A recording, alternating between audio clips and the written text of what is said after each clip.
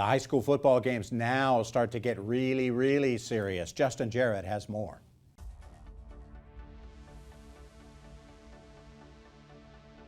Hey Loco sports fans and WHHI viewers, we had a great night of high school football playoff action on Friday, followed by another one on Saturday. So let's get to the highlights. It's time for Loco Lights on WHHI, powered by LowcoSports.com. Beaufort High School back at home in the second round of the Class 3A playoffs, taking on Crestwood, and the Knights came out and punched the Eagles in the mouth, but we pick up the action in the second half. Beaufort down 28-10.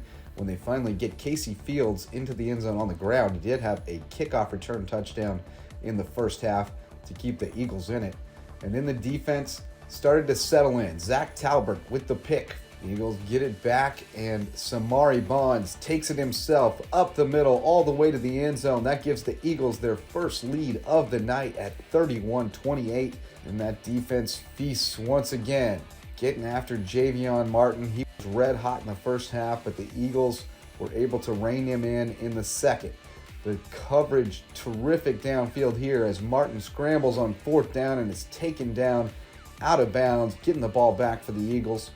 Bonds went off limping on the next series, but Colton Ferries takes over in the Wildcat. Had a big run to set himself up for a touchdown sprint, and that puts the Eagles up 38-28.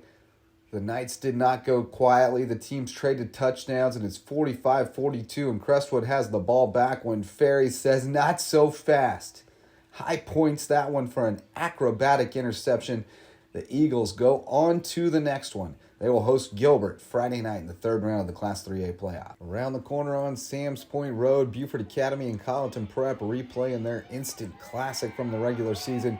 The Eagles won the first one on the last play of the game, and they take the lead early on with a Jackson Porter touchdown run before Cole Davis got it going through the air. This touchdown connection to Caden Crosby with a great reception on the other end. He also had a long bomb to Walker Bryan to put Colleton Prep up 13-7. But then Devontae Green slams it into the end zone for BA, and we are all tied up. Low-scoring game the first time around. There was a shootout in the first half before the defenses really settled in after halftime. And Deneen going deep for Jackson Porter. Another touchdown pass for Braden Deneen. Big night for Porter, and they're on top 20-13. But then Davis once again finding Walker Bryan for the touchdown. Evens it up at 20. Colleton Prep's defense. Gus Warren with the hit. Raleigh Obenhouse with the recovery. And Colleton Prep gets a 33-yard field goal from Connor Nettles to take the lead.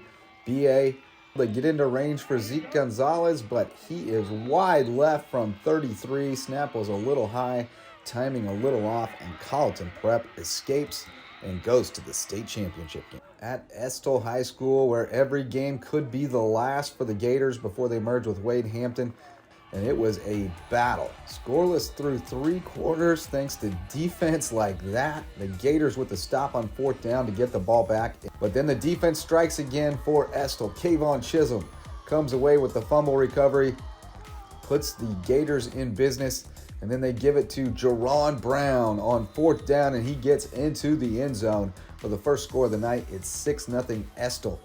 And the defense steps up once more. Desmond Mathis with the pick, dodging through traffic, and he gets it to the pylon for the pick six. My little man Hades on the sideline called that one. Estill marches on. School history continues. They'll host Cross next week. And finally, Thomas Hayward trying to get back to the state championship game to try to win 5 in a row. And Tony O'Banner, a.k.a. Tonyo, touchdown, starting things off on the right foot, 75 yards to the house. The freshman is having a fantastic campaign. Thomas Hayward on top early, and they would pour it on early. Anthony Fripp had 1 touchdown, make that 2 touchdowns to put Hayward up 21-0. Nicholas Robinson getting in on the action. Dip, duck, dive, dodge, and dart to the end zone. Thomas Hayward wins it big, 43-22. Okay, Team Loco will be back out there at Beaufort High and Estill High on Friday night, and then at Charleston Southern on Saturday for those SCISA State Championship games. So keep it tuned right here to WHHI and LowcoSports.com to get all the highlights and details. I'm Justin Jarrett. Until kickoff, go Loco.